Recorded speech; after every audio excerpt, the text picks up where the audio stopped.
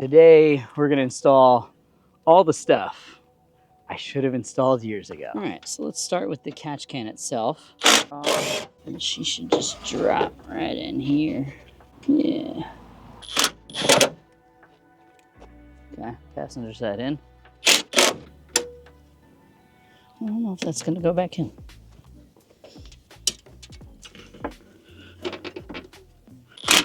All right, catch cans are in. I gotta connect them somehow. All right, so I've gotta go and get some hose barbs for the PCV side, but this is called the CCV side. And well, this guy will go straight to the intake. And then this, which comes from the crankcase, will go to this guy. And I think we're gonna route it just like that. This one we wanna put under the strut bar so that it's real clean looking. We might even go under the fuel lines.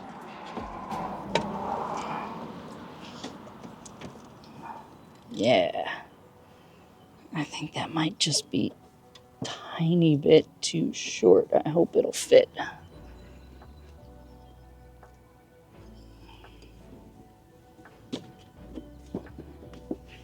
That's not gonna work. It's just like an inch too short. That's annoying.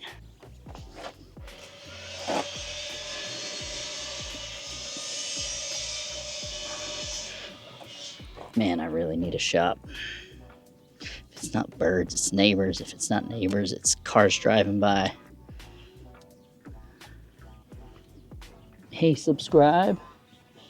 Maybe become a member. Maybe buy some merch, help a boy out. Trying to make this a full-time job, but you guys are making it real difficult for me. It's not your fault.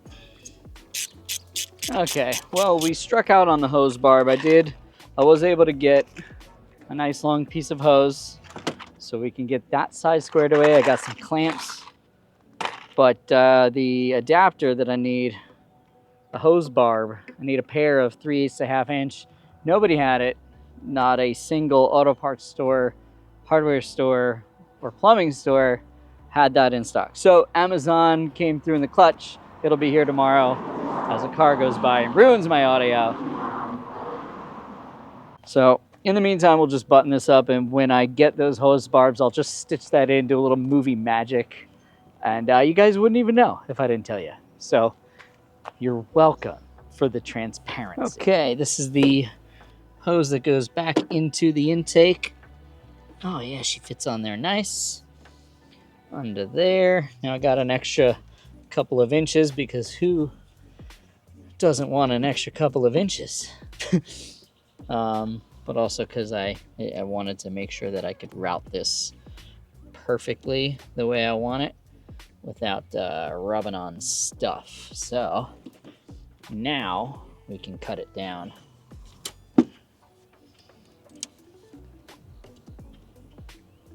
Yeah, very nice.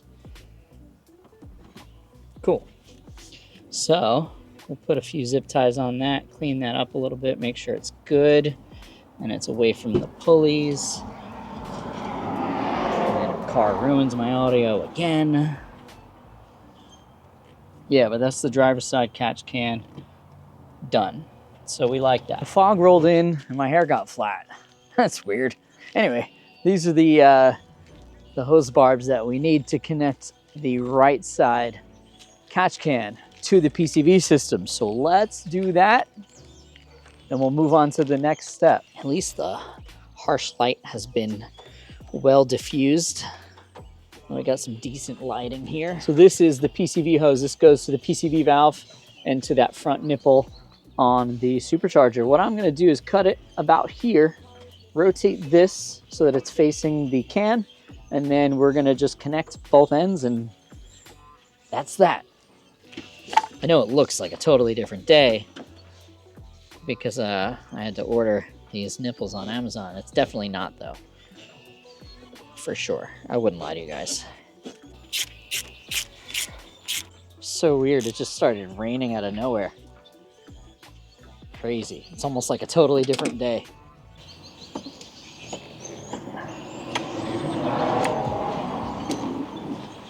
So we just got to tighten this one last clamp. It's the one down on the PCV valve. It's a little tricky to get to. Hey, catch can is complete. Let's head to some better weather on the other side of the car. So with the radium catch cans installed, it's time to move on to the second phase of supercharger preventative maintenance parts. And for this one, we got to go up in the air. And it's got to go up in the air because we have to pull the front bumper and the splitter off to install the Jackson Racing oil cooler. Here goes nothing.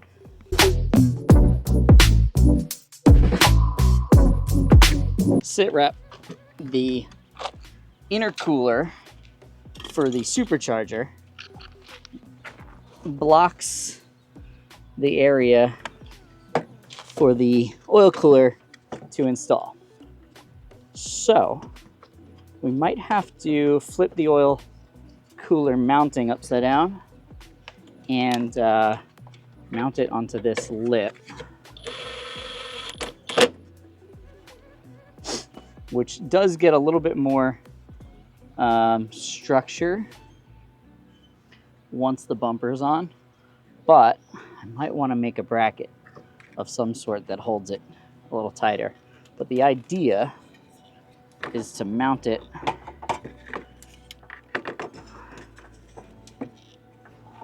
like that on this guy here. I think it'll work.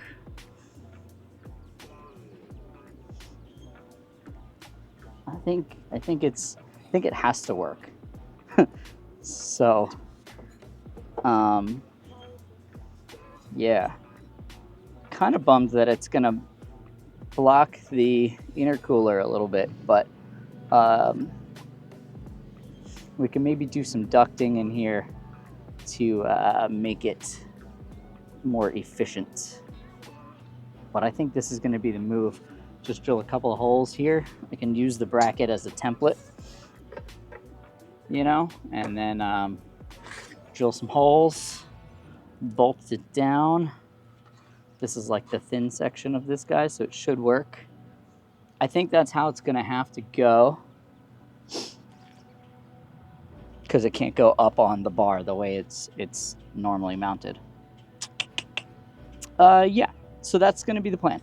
Let's pull this back out.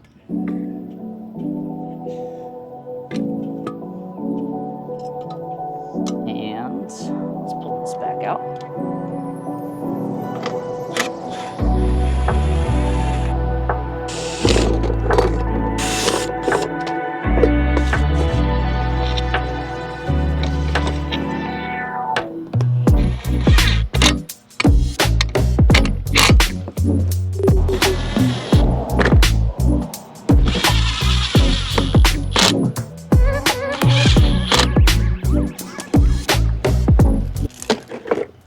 All right,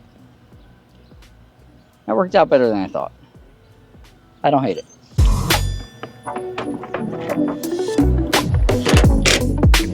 We gotta feed these up into the engine bay through this little pocket. So now that we've got the hoses up into the engine bay, we have to install the sandwich plate. But before we do that, we're gonna change the oil, or at least drain the oil so that it doesn't all dump out. All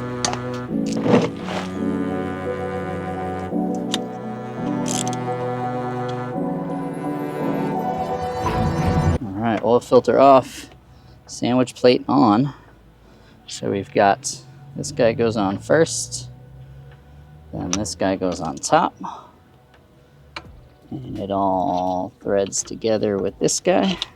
Okay, so the harsh bend will go to this guy, and then the 45 bend will go to this guy. 1 inch is the right one. Okay. So I think this is a pretty good orientation. Now this is a 27 mil. We'll tighten this guy down real good. didn't see torque specs in there, so we're gonna just give it a good... Now we've got a brand new oil filter.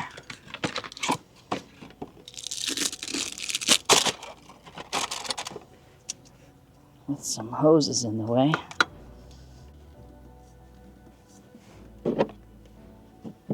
Okay, cool. That seems to be all happy. Okay, time to top her off. Label out, even though we're not sponsored. We might want to be someday. Right, Mobile One?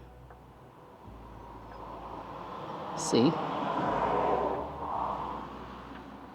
I could be a great asset. Label out, man. Look at that pour. Pro. All right. Scary part. We're gonna start it and check for leaks.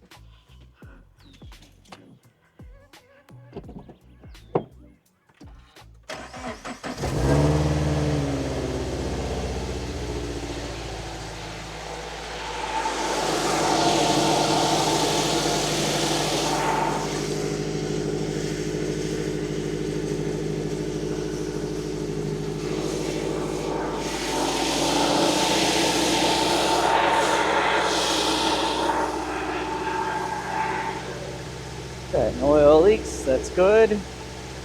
No oil light, that's also good. Let's shut her down. Let the oil kind of settle. We'll check the level, see how much we got to add for the oil cooler. Oh yeah, we got to add some. Yeah, it's just at the bottom mark. We'll go with a half a quart. Let's see what a half a quart gets us.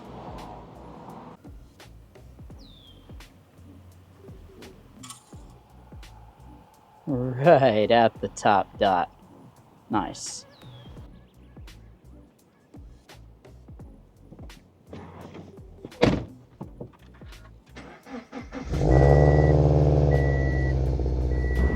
Alright, we do gotta let the car warm up a little bit first. We don't want to just give it the beans cold oil, especially with so many changes to the oiling system.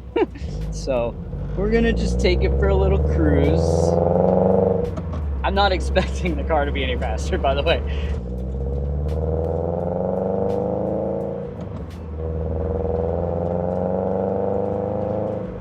Also, we want to make sure that I don't get any check engine lights and the car isn't like hesitating or sputtering or something. The PCV system, the vacuum system, is a very integral part of the way the engine runs. So if I connected hoses incorrectly or something like that, the car will tell us relatively quickly and relatively violently. So besides the obvious statement that the catch can system is not a performance part in the way that it enhances performance of the car, it doesn't. It catches oil vapors and stops them from going into the intake. However, one of the benefits to an air oil separator is the fact that it doesn't allow oil into the intake tract. And what that means is that the oil is now not allowed to...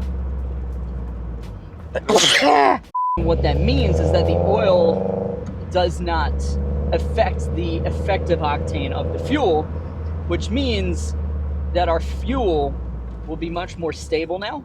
And with our fuel being more stable, we get a better octane, we get a more stable fuel trims and stuff like that. So while it won't make the car feel faster, it will enhance the power delivery of the car, and it will do it.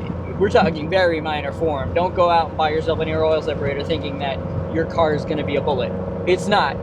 But it's a preventative maintenance modification, and it should help increase the quality of the fuel going into the engine. So there's that.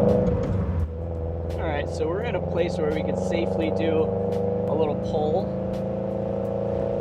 See if she sputters at all. So we're second gear pull, just...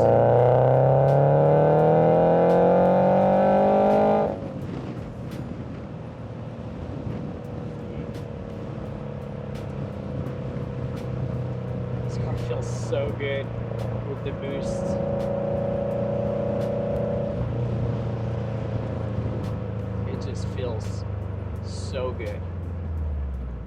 It's crazy, you know, like, never really, I was always so against it.